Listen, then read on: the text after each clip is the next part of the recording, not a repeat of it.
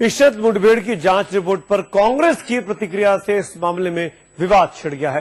Party प्रवक्ता मनीष तिवारी ने मोदी सरकार को आदमखोर करार दिया, जबकि बीजेपी का कहना है कि 1 महीने पहले केंद्र सरकार ने ही इशरत को लश्कर तैयबा से जुड़ा हुआ बताया था।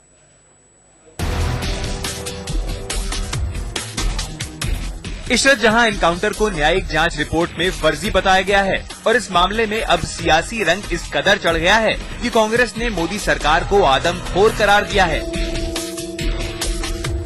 देखिए, ये बात बिल्कुल साफ होती जा रही है कि गुजरात की सरकार आदमखोर सरकार है। अब वक्त आ गया है कि 2001 से लेकर 2009 तक जितनी फर्जी मुठभेड़ें हुई हैं, उन सारी फर्जी मुठभेड़ों की न्यायिक जांच होनी चाहिए। सभी मुठभेड़ों की जांच की कांग्रेस अब भले ही मांग कर रही हो, लेकिन 1 महीने पहले ही केंद्र सरकार ने गुजरात हाईकोर्ट में पेश दस्तावेज में इशरत को आतंकवादी बताया था और उसके एलटीटीई के साथ संबंधों की बात कही थी।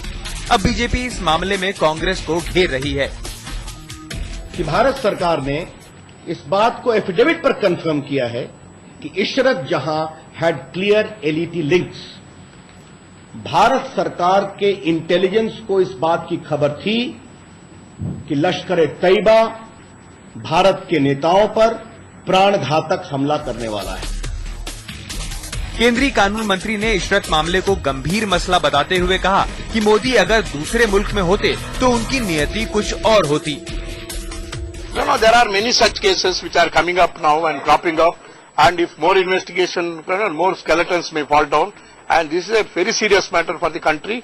And any other foreign countries today, Narendra Modi would have been some other place. Most unfortunate, many things are done brutally, and inhuman things have been done. I think the law will take its own course. Modi सरकार की इशरत के मुद्दे पर हो रही किरकिरी से बचने के लिए बीजेपी कांग्रेस पर निशाना साध रही है, तो कांग्रेस इस मामले में बीजेपी को किसी तरह बख्शने के मूड में नहीं लगती। कार्तिकेय शर्मा के साथ आशीष जोशी, दिल्ली आज तक।